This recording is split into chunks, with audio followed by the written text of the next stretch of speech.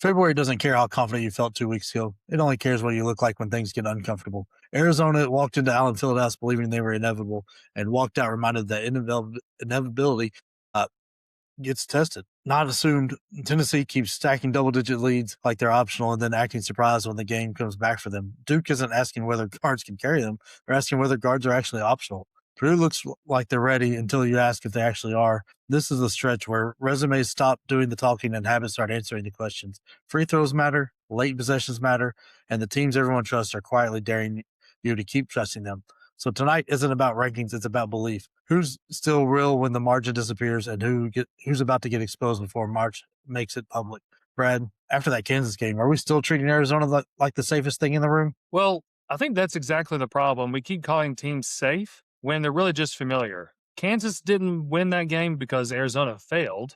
They won it because pressure still means something in February. Arizona hates the three, fine. But if you can't make free throws, you're not surviving 6 straight nights. Duke and Tennessee aren't broken, but they're thinner than people want to admit. And Purdue, you can look ready and still not be tested. So tonight, I'm not going to sit on the fence. We're going to pick sides because belief season is over, and the teams that don't adjust right now are the ones we'll be explaining away in March. So then we've got to just jump right in, just like we like to do. Arizona at Kansas. Whoa, what a game. Kansas wins 82-78. Jake, you and Sam both said that Arizona's cutting down the nets in Indy. Do you still believe that the title favorite is still Arizona after losing at Fog Allen? Yes or no? Yeah, I still do think their defense is very good. They had Bradley had a terrible night, and Koa Pete, there's some questions that need to be asked about where he goes at times. Because this is another game where single digit points, and you can't blame it on foul trouble. But I still think they're the best team, all around team going. But there's some cracks showing in that foundation now because that bench, yeah, they're deep. They have the bodies to do it, but they're not producing anymore, and that really weakens this team. And they can't shoot outside the arc, outside of Burries. Nobody wants to take a jump shot outside of 15 feet, and that really came back to bite them. This was a very, very fun game to watch, a very good game. Arizona, I think, had a 12-point lead close, like 3 or 4 minutes left, and just let it go. I credit this one to Fog Allen because that lead started getting tight. That arena starts going nuts, and it's an incredible place. And as that lead got tight, Kansas got looser, Arizona got tighter. They started short arming shots, and the rest is history. Like it was just not a great performance in the last couple of minutes by Arizona. I'll say this: speaking of Fog Allen, because of this game, it's moved up to. It's always been kind of like it's been a bucket list spot for me, but it moved up from this game just of how electric that it was, and it had such a huge impact on the game. But I do think when it comes to title contention, I still think Arizona is the favorite, and because Jaden Bradley is not going to have 6 points very often. I feel like that's I don't want to say a fluke. I think Kansas had something to do with this, but Jaden Bradley's not going to have 6 points very often. I can stand by that. I will ride that throughout the rest of the year until I'm wrong or I'm proven right. So I think that makes a huge difference. If he would have had a little bit of a better game, I think that would have made a huge difference. But yeah, Koa Pete, I don't be talking about picking sides here. Where does he go? Because I don't think it's him being shut down. I guess is where I'm getting at this. I feel like it is a little bit. Maybe there's a vulnerable place for him, and that's where he found himself the other night. Yeah, if we're digging into it, he got a lot of praise, and deservedly so, for that early season performance. But if you're looking at the last handful of games and the games that matter, he's not there. Like UCF, which is at UCF, that's a tough place to go play, despite few of their games. 4 points. Cincinnati, it's not a great team to go against. 13. Then he comes back with 17 against West Virginia. Then only 10 against at BYU, and that was a very tight game where he was needed. He had some big shots, but still only 10 points. Tore apart Arizona State, and then last night 6 points, and 2 of them came for the free throw line, shooting 18%. Like that hurts because he's a big chunk of that offense, and they were obviously feeding going through him, and with him disappearing, I don't know. That worries me. It's kind of like he was a bit of a surprise when it came out against Florida. And I don't think people thought he was going to be very good. I was very high on him, but I didn't expect what he did against Florida. And then it's like he hasn't reached that same level since then. too often. And Burries is quietly, I think, leading the team in scoring, had more 20-point games, and was a huge factor in the last couple like really close games. That BYU game, he was massive, and he was very big last night in keeping them in the game. He hit 4 of their 6 3-pointers. Like without him, this game looks a lot different. True.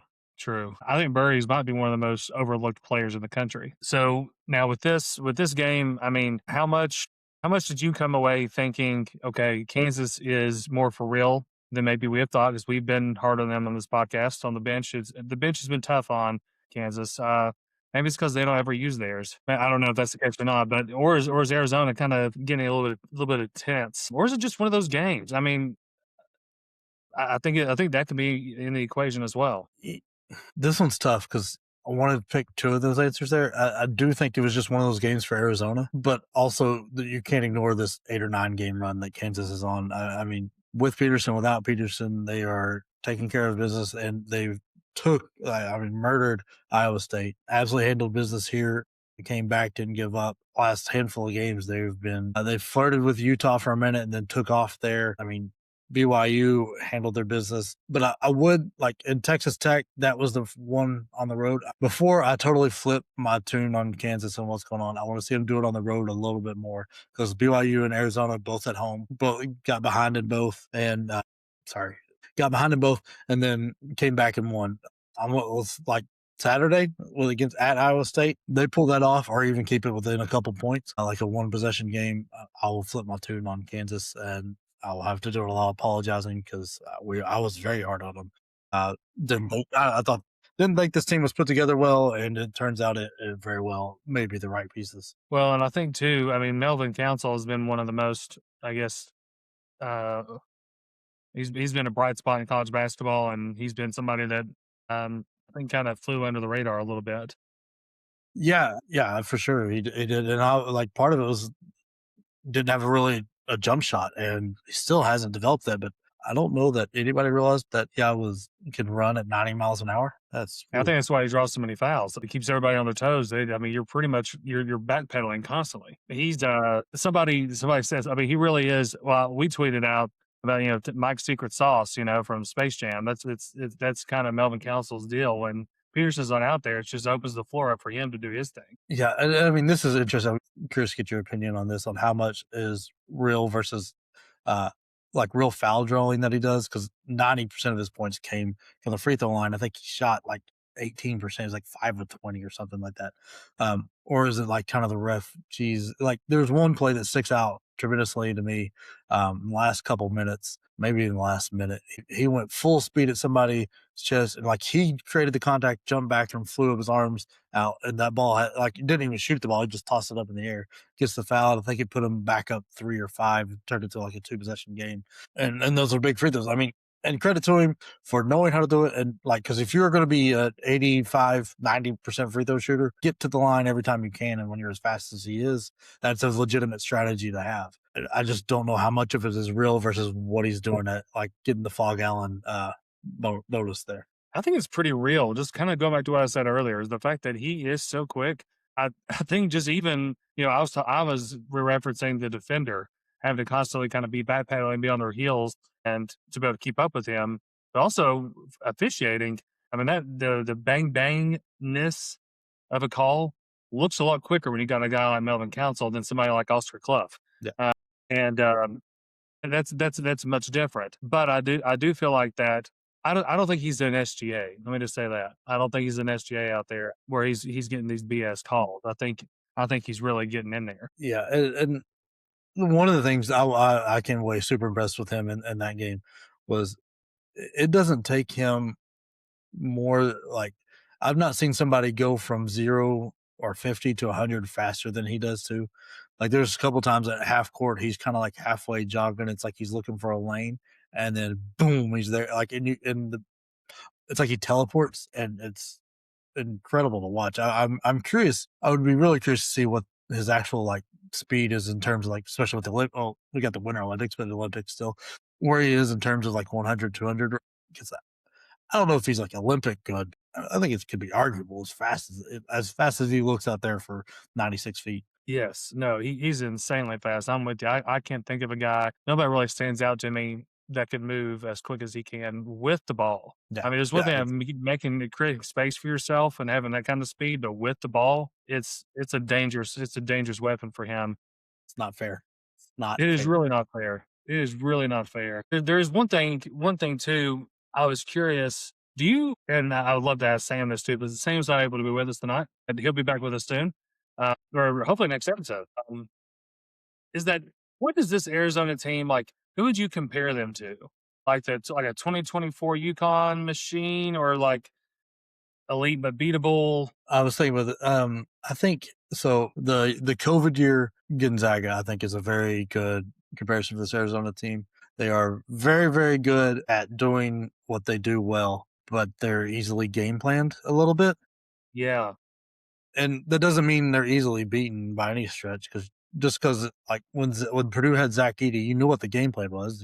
It just yeah. There's no secrets. like it's but at the same time and you know what you needed to do to try to stop it. Hmm. But can you do it? Like, and unfortunately for that year's Gonzaga team, Baylor was the perfect counter, and I mean destroyed them. And that worries me a little bit for for this Arizona team, because right now they've got a big weakness in where they don't like to shoot the ball from deep. And if you're hot or if they're inefficient getting into the lane or 100 other things that can happen that make it where they need to shoot threes towards the end of the game to kind of step up, they don't know where to go with the ball. And you know exactly who to take away with birdies. Like nobody else is going to look for threes. Deli Orso has not been, I don't think he's hit a three since Christmas. And so, like I said, I think that Gonzaga team is a good comparison in terms of like, they're not the exact same team because I mean, that had Jalen Suggs and was Timmy. I can't remember if Timmy was on that team or not. That or no, they had Chet, not Timmy. Like they had two very, very good NBA players on that team, and yeah, couldn't get it done to Baylor's zero very, very good NBA players. So it's one of those that they're extremely good at doing a couple things, and they do them well enough that makes it very hard to beat. As they went 22 or 23 and 0, but at the same time, you run into some of this tougher competition. And we pointed this out with Arizona's Big 12 schedule when we were talking about if they're going undefeated or not. Mhm. They had played the bottom of the Big 12, Yeah, yeah. and then BYU, who arguably could be at the bottom of the Big 12. They're starting to get into the real part of the Big 12, and they go 0 for ones.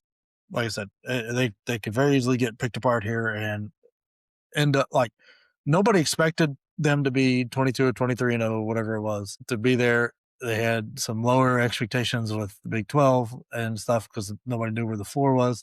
They've raised those expectations so much. I'm worried that it's going to be a disappointing March for them because weird things happen in March, and sometimes the like North Texas or you run into North Texas or somebody that hits 900 threes, and all of a sudden you're just beat because they couldn't miss and you couldn't hit. Hmm. Yeah. No, and I think, excuse me, one thing with Arizona, I mean, if you're going to lose one, it's this one.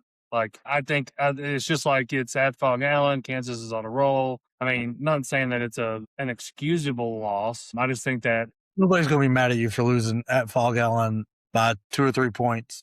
Well, whatever the 4 points. That's like when Illinois lost to Michigan State at Michigan State in overtime. Like nobody's like that shouldn't be held against you. You played a very, very good team, very, very tight. I don't think it's a negative. and we're going to talk about Kansas here and a little bit more in our belief check segment. But one to kind of close out this portion of our Kansas talk for the episode is this load management? Pearson being sick. I don't know. This is the weirdest. It's getting. This made it weirder, and when I Well, didn't think it could, but it got weird. He came out there and warmed up with them. and the text message thing, whether that guy has any connections or not, like it's obviously had enough steam to it that the Kansas AD had to come out and address it. Apparently, like Bill Self was having some words with Aaron Peterson about this. And I could very easily see it being true with Bill Self having words with him and stuff because like Mhm. this is a game you're looking on paper like we need you like you didn't know that you were going to be able to win without him, but you felt a lot better with your chances with him, and he's just like almost seeming to opt out. I don't know. There's things are adding up because like when you go look at like when he was out with cramps, I saw several other people say this too. I never saw a trainer one come over with like a banana Here's some water, some Gatorade. Nobody came over there to like try to work on him to get those cramps worked out for him to get it. And that was a tight game.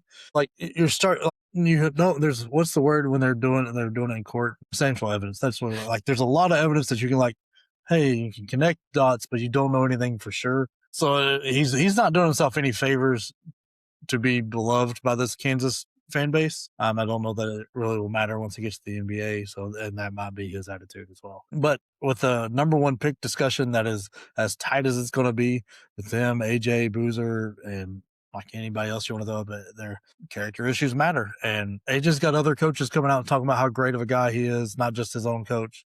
I keep hearing that too. And then you look at Peterson, and there's rumors about him sitting himself out and stuff like that may play a difference, and that could be a chunk of money you lose because you're playing load management games. I hope it's not Yeah, true. I really hope it's not true. I know. And what makes it even more strange is the fact that like this game is against Arizona. Like if you really he's not dumb. It's not like he knows that this is being talked about. He knows he's being seen in this light and he still doesn't care.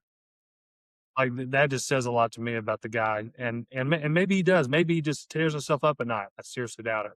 But it is just strange that to have flu-like symptoms And then and practice, and then warm up with your like and be up like that's yeah, and your coaching staff, I I mean, GP, Gary Parrish, even on his podcast, looking at this, like, mentioned it, that the coaching staff didn't know that he wasn't gonna be playing. Like, that's a problem. And say what you want, Bill Self has been around the block a few times. This has got to be a new territory for him and a new challenge for him, which may be something that really aims him up. But we're going to talk about that here a little bit later. Let's move on to our next game. We got it. Xavier at number 17, St. John's. St. John's wins 87-82 in overtime. hey, father son. This was entertaining. Richard did everything he could. He had his guys playing about his best that they could play. It just wasn't enough, and Daddy, got his team through the trap game after coming off the UConn loss. So like, fun story, fun thing. I don't know how worried I'm worried a little bit about St. John's. I think this opens some things to me. Um, I like these Rick Pitino's moving up the wins list and just conquering his son. There's obviously no take it easy. No, take it easy on your son here. Right. Yeah, I don't think that's in his DNA to take it easy on anybody. And I wasn't able to be on the podcast when we were talking about the UConn game, but I wanted to emphasize that I think, and I'm not a big Rick Pitino fan, uh, but brilliant basketball wise. He may be my favorite mic'd up in a timeout coach that's out there because I learn something every single time that I watch his teams play. When they got him mic'd up, there's just things that he's bringing out and pointing out that is just like, oh, that's spot on.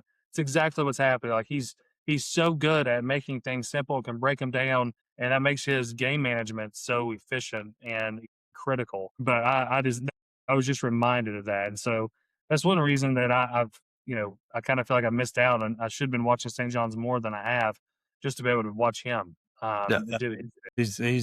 he's a blast, and that's a good point. Like those timeouts, he forgets more basketball on a daily basis than 95% of America knows Yes. in their whole life. It's an incredible basketball mind, and I'm very jealous. Yeah, for sure. If you had to, I mean, for the St. John's ceiling, if you had to pick one, Sweet 16, Elite Eight, Final Four. Man, I would have said Elite Eight, like an outside chance at a Final Four before this game, but I think it might be Sweet 16. I don't know that they've got the gas in the tank to get it done. Like a week, like hard game one, because they've earned themselves a hard game one. They're not going to have an easy game one with how they screwed up early in the year. So they're going to have hard game one, a day off, and then a hard game two. There was 13 points total scored in overtime. Both teams just ran out of gas. But Dylan Mitchell is supposed to be this all-world, and I know he's mainly a defensive guy, but I mean, for him to have he was having just a terrible offensive year. Bryce Hopkins isn't playing that well either. I mean, the only guy that's really lived up to the hype is Zuby Ejiofor, and he's carrying this team. And I don't think guards are how you win in March. Unfortunately for Zuby, he doesn't handle the ball. But he is a physical specimen. He's a great player, incredible. Yeah, it just built. I mean, that dude is so stacked. He's got now one of the things I feel like he doesn't get talked about enough, and I know St. John that has something to do with it too. They've kind of been underwhelming, but they're picking up steam, and I think he needs more love. but these freshmen, because what year is he? I think He's a he's senior. senior. Yeah, Yeah, that's right. He's been around. yeah. He was the only one that stayed this past year from year to year. Yeah, but I think he's just not talked about enough. But I'm kind of with you. I kind of feel like that it's the steam, like the longevity of this team is a problem. I'm with you. I think I'm right there in the Sweet 16 spot as well. I think they can.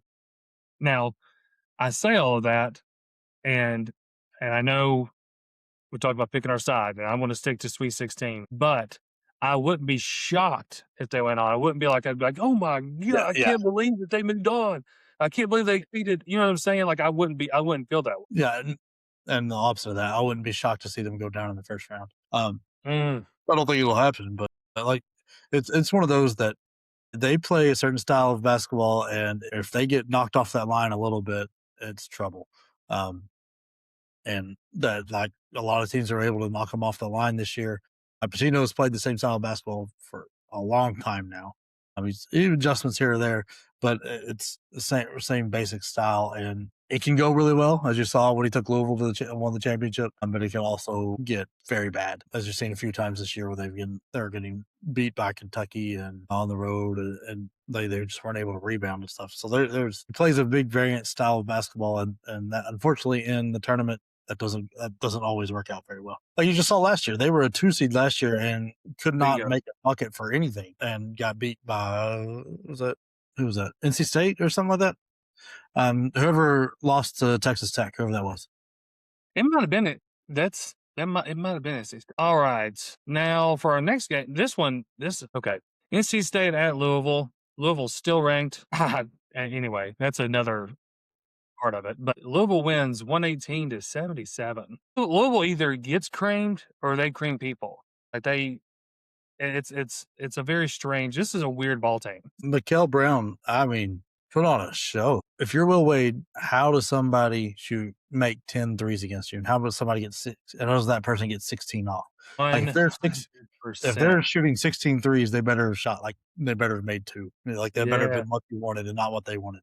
I mean, just send somebody out there tackling or something. Like, golly, you cannot let. I mean, he scores 45 points and just decimated you. It was just going nuts, and then overshadowed Cronwell, who had a great game himself, who was better shooting wise. Like, absolutely. with 30, he had 31, 5 of 6 from three, 10 of 14 overall. Like, I mean, I don't know that this game taught us anything other than Louisville can get extremely hot, but that was something we already knew. And there's also the downside of that for when they go extremely cold. You see that happens when they played at Duke. I, I don't know what to make of this game other than that was a fantastic watch. Just to watch Brown do something special. That I mean, 45 points is ridiculous in a college game. The fact that he had 5 more points than total minutes played in the game is crazy. And nearly a double double. And I mean, I'm so glad his dad was wrong about him sitting out because I think that might have been an all time. That could have been the best performance by any Louisville player. Yeah, it would be hard pressed to find one better. Be hard pressed to find a better performance this year. Yeah, that's fair. I think that's warranted. I think that's warranted. You know, but with what you saw, was there one thing that matters in March the most of what you learned in this game? For NC State, the lack of rebounding terrified me. Hmm. Like what terrified me because I mean they're on the bubble right now either way. So you need like a game like this, keeping it close would have done you not as well as a win, but wouldn't have hurt you as bad as getting beat by what 50 or whatever it was.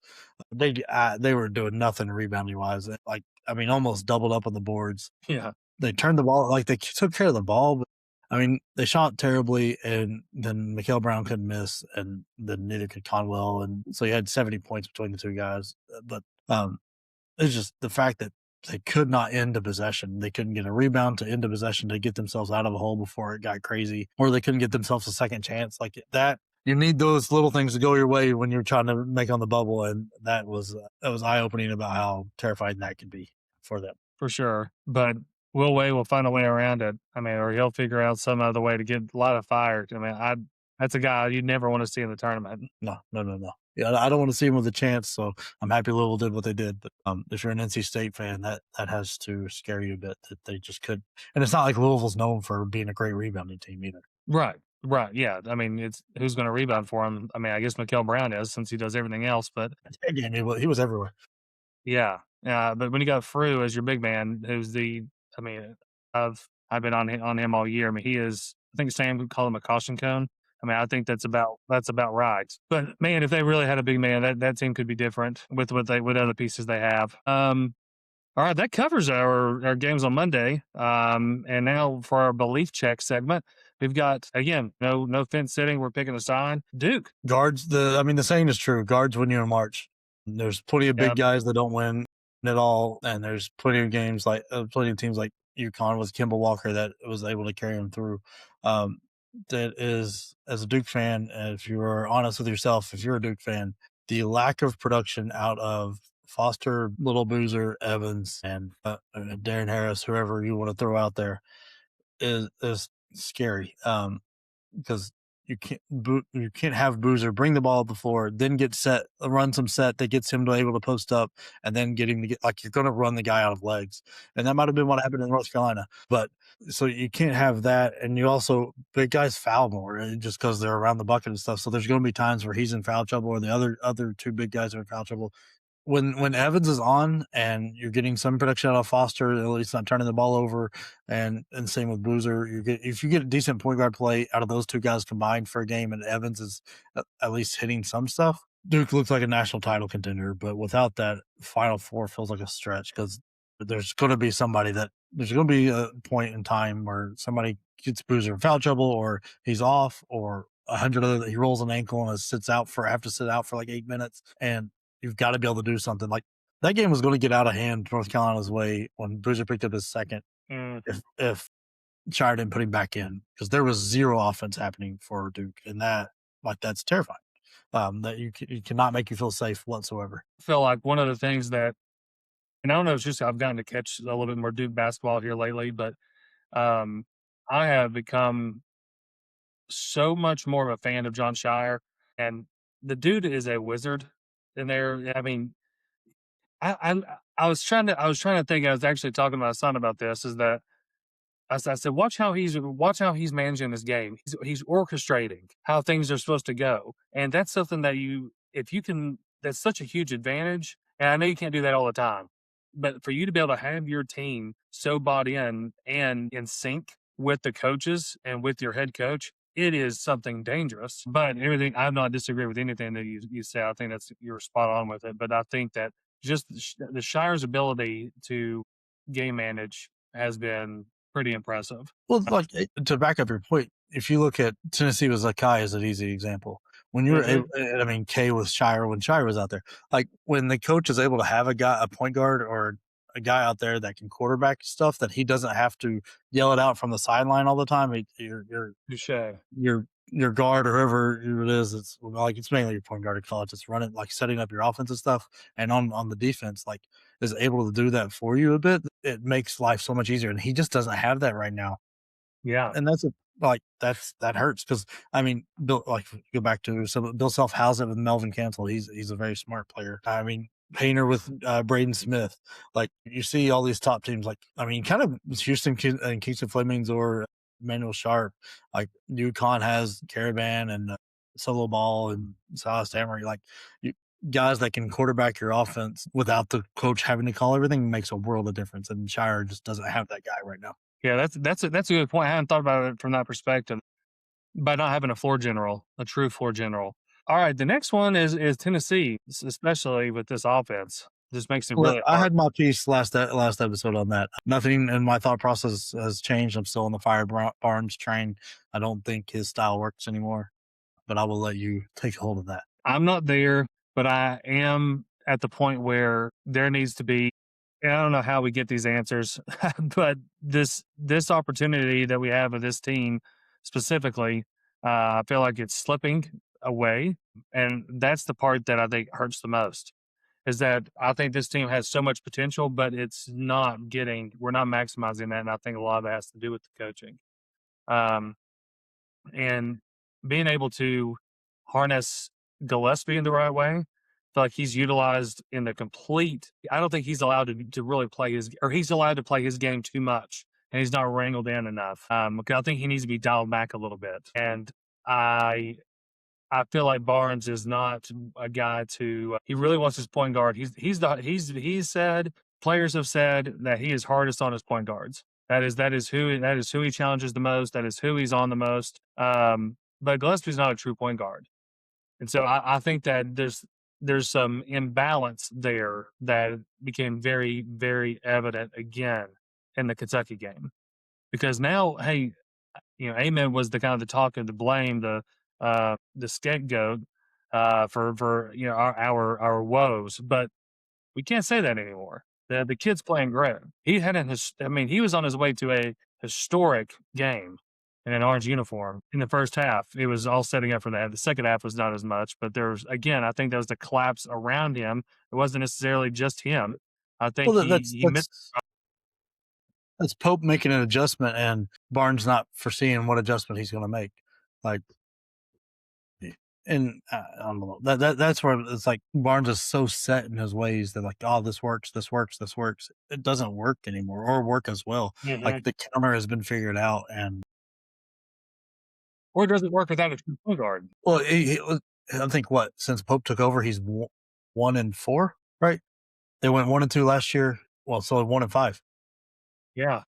Yeah, and that's who you compare yourself with, really, them in Florida and the SEC, and you're like he had Calipari's number, was taking care of him every time, and then the coach switches. All of a sudden, we can't beat Kentucky. Very weird. Not acceptable. Okay, what about Purdue? I hate to say this for saying, but I think they're leaking oil. Something's wrong. I don't know exactly what it is. To tell you, like, because like as much as I've kept saying put Benter in there at the 4 and rotate the other 3 big guys through that big spot and then occasionally play them together, he's not shown to earn that yet. Like in the last few games, he's been like, I mean, I know Lawyer was hot the last couple games, but if he's not going, it really hurts this Purdue team. And not to get into tonight's game, but like that Lawyer was and Smith were the only 2 really playing any offensive value. And it goes like they gave up a close to 20-point lead to get to overtime and won by 3 at Nebraska. Now that the winning at Nebraska is impressive. I'm just saying, if you're wanting to be where the expectations were at the beginning of the year, you're not there. Something's wrong. And I wish I could point to it, because I mean, shooting, they did not shoot the ball well tonight at all, and Uh, that really hurt. The free throw line is a big cause of woes as well. I don't know. I still think they're easily a second weekend team with a very good chance at the Final Four. uh, It's just I'm not as confident in the Final Four part as I used to be, or even do Elite you Eight as I used to be. do you think that the fact that I don't even know if that's a fair question or a good question, but I was thinking is like, do you think that just with the more film that's out there that this team is being looked at, they're more exposed, that their people are picking up on things, but really they've not been any different. This is the same team. This is the same group in Well, many it's aspects. so the offense is something has changed. I don't know if, like you said, if the film was out there or what, but TKR and Clough are nowhere near as effective as they were offensively. They're still rebound the ball well and all that, but like in your offensive sets, like they were early in the year, they're nowhere near as effective as they were. Braden Smith is, as much as Purdue fans don't want to admit it, he's getting loose with the ball, and that's like he's getting a little loose. And part of that is because so much of the scoring load and offensive load is being put on his shoulders. He's having to do so much more, and like especially that stretch where I think they lost 2 or 3 games. Like Lawyer wasn't hitting, Cox wasn't hitting, Harris wasn't hitting. So like all the guard production was having to come through him. He's doing things he's not really that comfortable with, because he's not a great 3-point shooter. Mm. He's good, but he's not great. He's better like with that couple dribbles, pull up, mid range jumper. But I don't know. Something's out there, and Painter and his boys need to get together and figure out a different offensive strategy, because it does feel like they've been countered. And we've already talked about this team a little bit earlier, but in the to get down and dirty here, Arizona still number one. Yes, no, maybe, could be, should be, shouldn't be. It's a very uneasy yes for me. Yeah. Michigan is playing close to back to where they were in November ish, Mhm. but I'm still going to take Arizona. I trust them a bit more.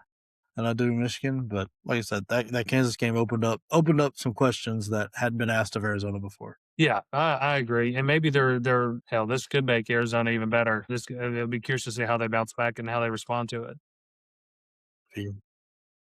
And then Kansas. I think is this just like a masterclass by self? I think this is one thing we didn't talk about previously. I want to say for this particular part is that I honestly do think Bill Self is doing just one hell of a job right now, even with his own health issues and things like that. Still to be able to balance, and then you've got a player that's the best player in the country. He's going to be a number one draft pick potentially. I mean, that's and still to have the success and getting the most out of council. I mean, a player that was just under the radar. I mean, this could be a Bill Self Coach of the Year conversation potentially. Yeah, I don't know. You can't take anything away from what he's doing right now. I mean, and he's turned this team around. They were struggling. Like this is a team that lost to Michigan State, lost to Duke, lost to UConn, and opened up with like a loss to UCF on the road, and then lost to West Virginia. That team that did all those things looks completely different than what they are now. And like the only thing you can really point to the difference is Self changed something, changed his message somewhere,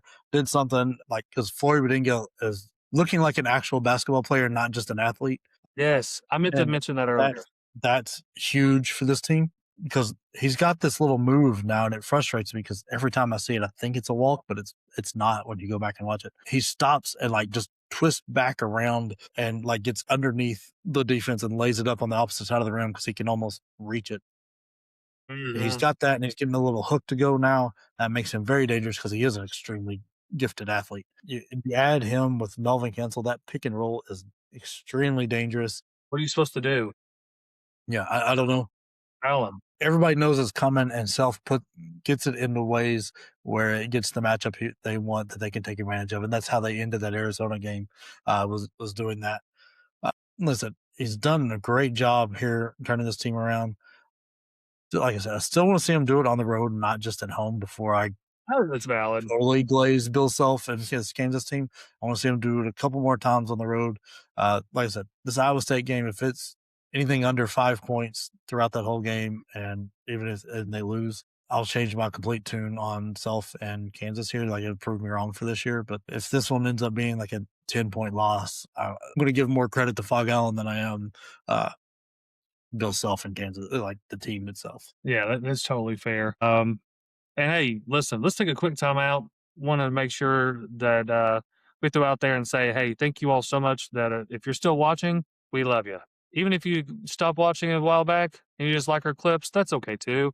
But seriously, you're still watching. We love you. Thank you so much. That means you love college basketball and you love what we're picking up and putting down. And we're not here just to recap box scores. That's not what we do. That's boring. But we're here to tell you who's real, who's lying. Who's about to be exposed. And March is right upon us. And we've got some exciting things coming up in March. We're going to talk about it a little bit. So you don't want to miss it. Hit subscribe, stick with us through February and March. And those brackets break, you already know why. So we really appreciate you. And make sure you stick around and stay involved with us. And hey, shoot us a comment. Tell us where we're wrong. Tell us where we're right. We want to hear from you. So as we kind of loop back into our content here, we've got AP poll reactions. I think this is a very valid. This is an interesting situation, but did Illinois get punished for losing, or are they just not being lovable? Which I don't know how you can not love this. I don't I understand. like it so much. Them and Michigan State confuse me so much. Michigan State doesn't move. Illinois drops a couple spots. They both did the same thing, right? Like they went on the road to a very good team, lost, whether in overtime or what, and then beat the crap out of a not very good team. So why is Michigan State? Why are they not treated the same? Because, like I said, I don't think you can punish Illinois for going on the road to Breslin, losing in overtime, especially when you look at what like Wagler was just totally off.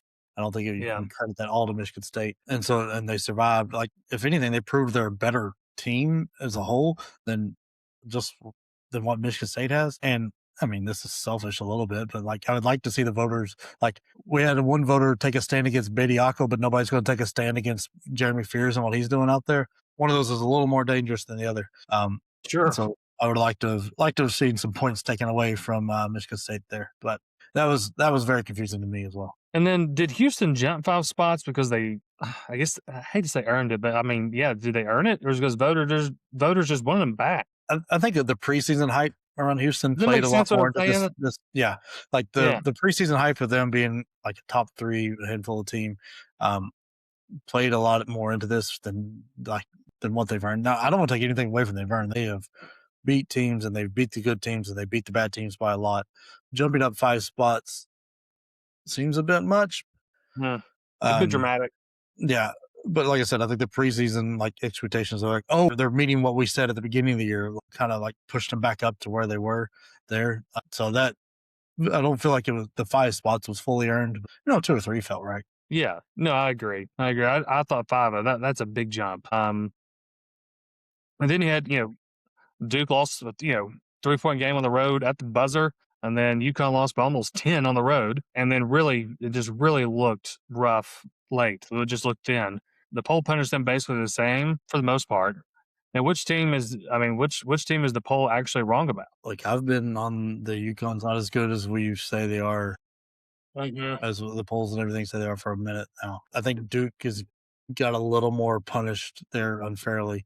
They led that game all the way up until zero point 0.4 seconds left, like on the road in a hostile environment, a big time rivalry game where UConn's by 10 in a hostile environment, but it's still Madison Square Garden where they've played a handful of Yeah. games this year. I don't know. To me, like Duke has also been taking care of business with teams um, they should be, and UConn's played with their food. At some point, all that's got to build up together, and I would have dropped UConn a couple spots and kind of left Duke where they were. But like, I obviously don't have an AP vote, so I can't do anything about it. It feels like these two things aren't the same, but they're getting treated the same, and I don't understand why. Yeah, no, I feel you on that. And hey, listen, here's another. I think this is something that's interesting. Is that all right? So then now we have our previews for Wednesday night tonight when this podcast is going to be recording on Tuesday, but Wednesday when it's published, it's going to be Florida at Georgia. I think is Florida a Final Four ceiling team or great but not scary? Look, I think they are a Final Four ceiling team for sure, Yeah. but the ceiling is like one of those like slanted ones that's really hard to touch. But if you do it just right, you get there. Um, like it's because their front court is amazing, and anybody is going to have a hard time with that one. But as you saw with the Duke game earlier this year, and a few of the other games they lost, like when the guards aren't going, this team is very easy to beat because you can keep it from getting to their big guys. But that's the whole story of this Florida team from their rip. Lee and Boogie Fland have not played at the level they thought they were, and Mhm. Condon has not been great either. So that helps. That doesn't help. But that the whole you can sub this whole season up in one point. It's like, did Boogie Fland and Xavier Lee play well? Did Florida beat somebody by 100? Did they not? They probably lost. That's right. That's very true. I mean, do you think Georgia even has a chance to make this interesting? I don't. I don't either. I think they're not the worst team in the SEC by any means. I just think they lack a lot of defensive presence. I feel like that hurts. That hurts them a lot. And then with this team, this Florida team, I mean, I just don't like this at all. And I think 7.5 is yeah. I'm kind of surprised by that. Probably going to be putting some money on this game. Yeah, no. The only route Georgia could possibly have is Florida beats themselves. Nothing Georgia is going to do is going to affect like this game that much. Because Florida is just going to beat them up all over the inside, the same way Tennessee did, same way Florida did the first time. And if Fland and Lee do well, this gets ugly quick. Georgia likes to play that fast-paced game, and that plays into Florida's hands at times because Hoff, whatever his name is a fantastic 3 guard. I will not get over this. I was so confused by them taking him out of the 4 at the beginning of the year and saying he's going to be a 3 guard. I was like, man, that doesn't feel right. That feels like Hmm. Florida might be weaker than what we think because they're stretching things thin. Boy, was I wrong.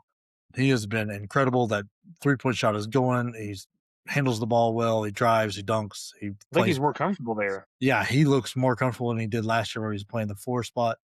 Or sorry, Yeah, I think he enjoys that spot better. yeah, that's what I'm saying. Like he's more comfortable. He likes being able to have a little space because I mean, when you're playing the 4 spot, you're playing next to Chinyelu or Condon, and they eat a lot of space. So getting him out of the 3-point arc. I mean, props to Golden for seeing it. He should see it. He's paid to see it, but he made the move, and it's paying huge dividends for Hoff and Florida this year. I, I mean, I think we both see Florida winning this game, but do you want to say by how much? I'm saying 10-13. I was thinking 15 again, 15, 17, something like that. Like it flirts Yeah, with 20, flirts with 20 and comes back down. right. That's fair. And that's really the only game on Wednesday. Then we've got Friday, Michigan State at Wisconsin. We're kind of going to see if Michigan State is actually that vulnerable on the road, or they just like to win ugly. I could see it kind of going both ways, but Yeah. They've not done well away from Breslin. no. I think all of their losses, well, not all of their losses, but most of their losses come away from Breslin. They played Penn State really close at Happy Valley, went to overtime with Rutgers.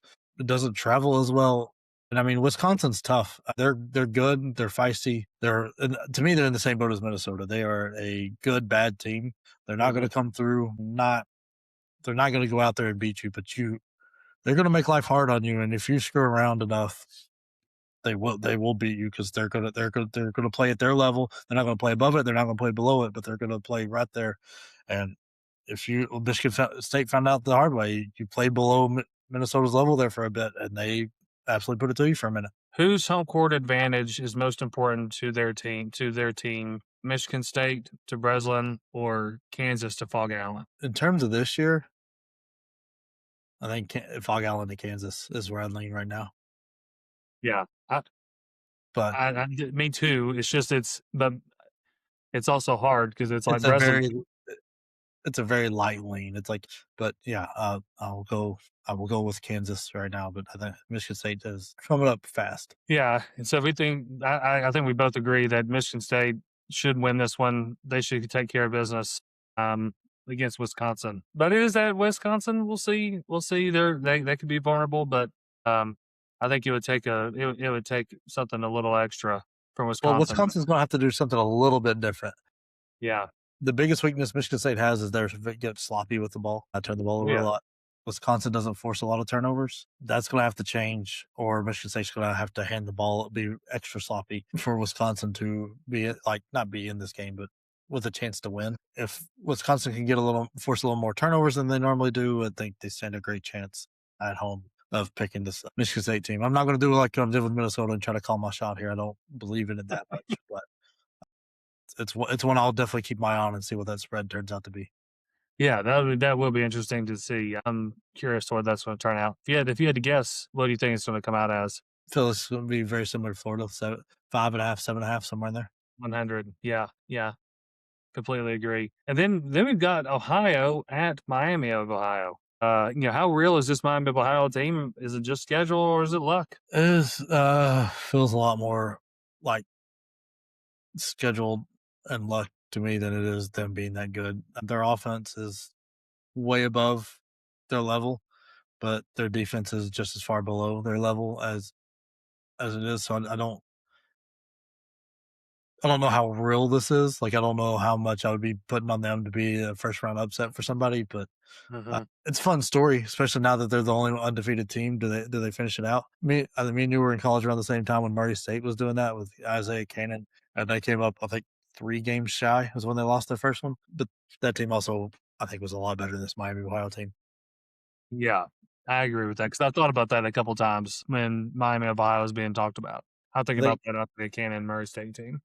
I think it's a very similar situation. Two conferences that sometimes produce something great, but most of the time don't, and they're steamrolling through it. I do think there's more of a chance for this Miami Ohio team to finish it out than there was for that Murray State team. Hmm. Yes, and I must say that Isaiah Cannon is one of the best guards that I've ever gotten to watch up close to personal. Unreal. That year in the OVC, you had Kenneth Fareed at Murray State, Moorhead, you had Isaiah Red. Cannon going, and then you had Kevin Murphy that was playing for Tennessee Tech. It was incredible. Yep. Then there was a dude at UT Martin that was really good too. It was a fun year to be in the OVC basketball. Yeah. Yeah. Who was a guy, Martin? 'Cause I think he was It supposed to wasn't, be he was supposed to be the player of the year that year, I think, and then didn't get it. was it Lester Hudson? Might have He's been. like an older guy that came back to school, and I don't know. There's some kind of wild story with that. He was Yeah, unbelievable. he was a fantastic player, incredible to Yeah. watch. I will never forget when Austin Peay played them at Martin, and he put on an absolute clinic. And it was one of those deals where it's like this guy you could blindfold him. I mean, he just light years better than everybody else that night. Yeah, an unbelievable player. Anthony Reed was too, and a really good dude. I got to talk to him a couple times. He's a good guy, uh, Yeah. interesting guy. But yeah. So Jake, you're wearing an interesting shirt there. I'm a big Yeah. fan of. I actually have it as well.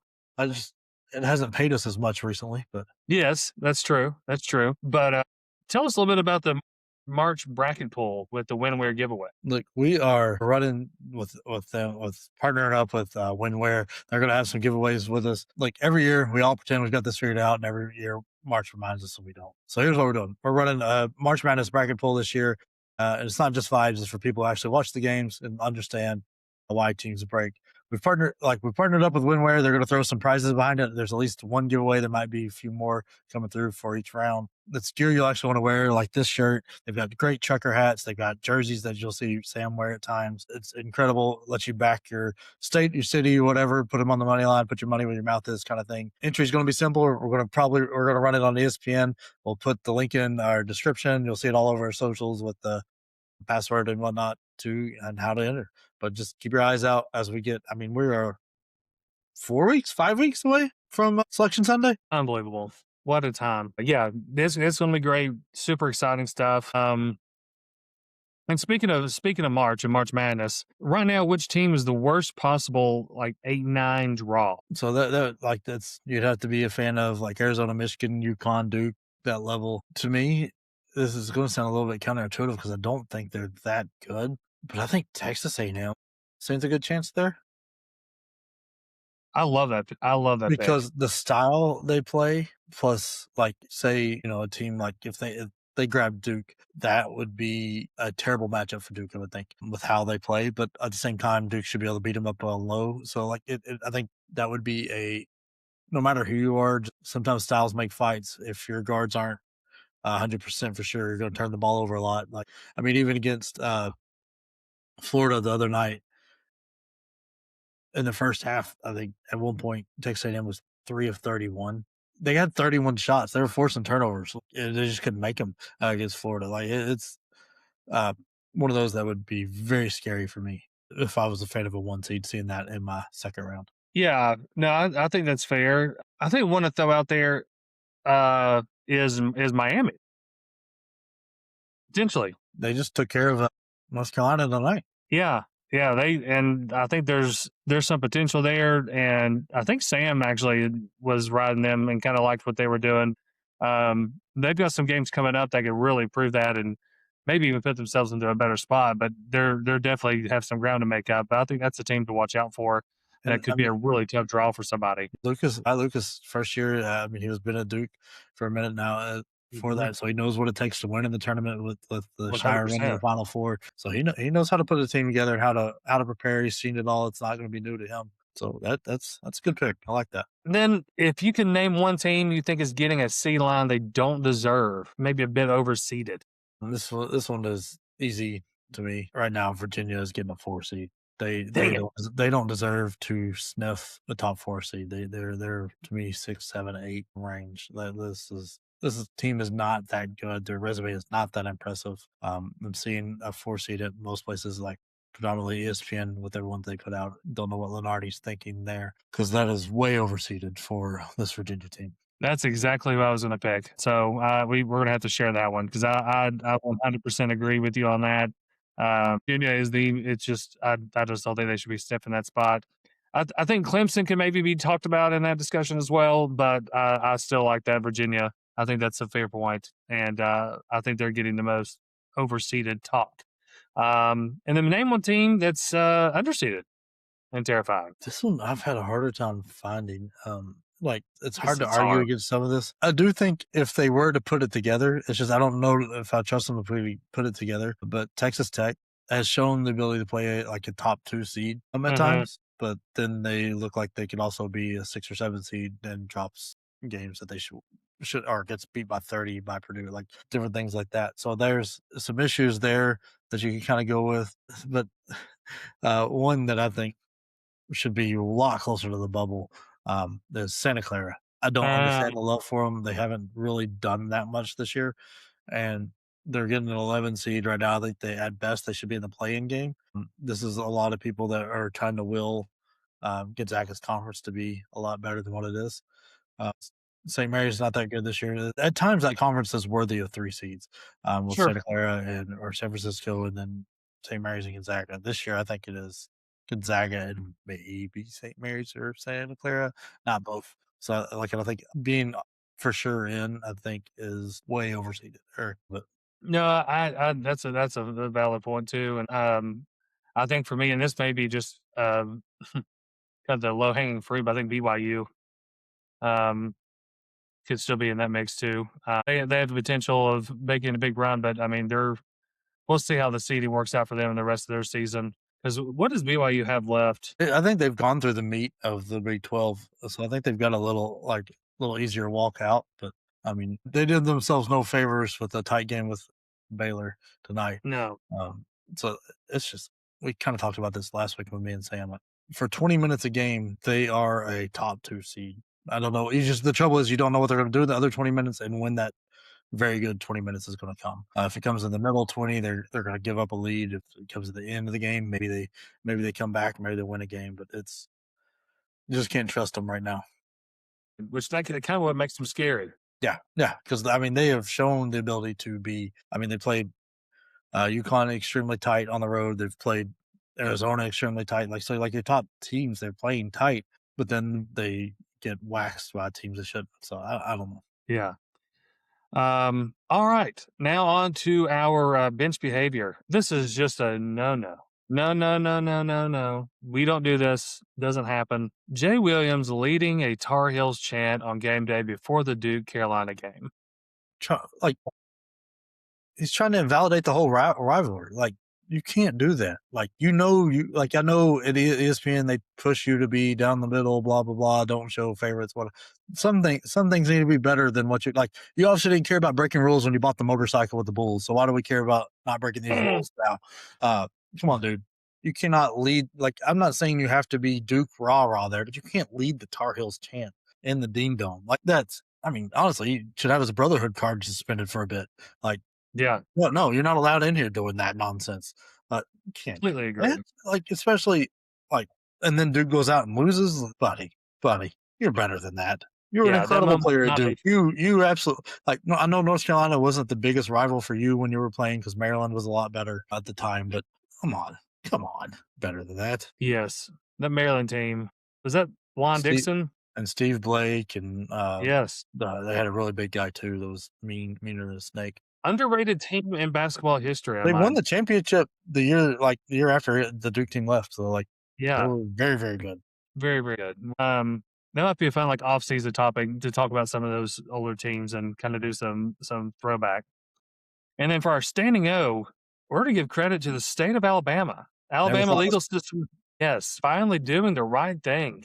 Huge news. look, they did it 4 days before you showed up at Alabama, so I'm happy they did that. I also think this kills, the Amari Bailey thing because if the Think guy so playing too. in the G League can't get there, there's no reason the guy that played in the NBA will get there, and hopefully this will slow some of this down. I do think it's got a bad chance for, Aguilar coming back to, Tennessee for quarterback. I think that was the only negative out of this, but as a Tennessee fan, I'm not 1,000% sure we really wanted him back. I think we got the best out of Aguilar that could have happened, and I think he started to fall down a little bit towards the end of the year, so I didn't really want him back, but I do think that kind of killed his chance as well. I don't know that I don't know.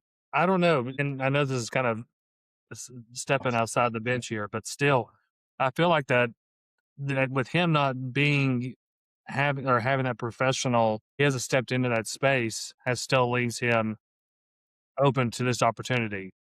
Well, I my reasoning behind that is it gave some teeth back to the NCAA and being able to determine eligibility. true. So they've already said no once. Hmm. Why would they say yes now? And so if they're able to stand on a little bit of precedent, then maybe I don't know. That was my thinking on it. Yeah, no, I'm with you. But I think I know what coach is thinking, and he's wanting us to shut up and get out there and finish this game out. So while we're Unfortunately, out there finishing things up, leave us a comment and subscribe. see y'all next blowout. See y'all.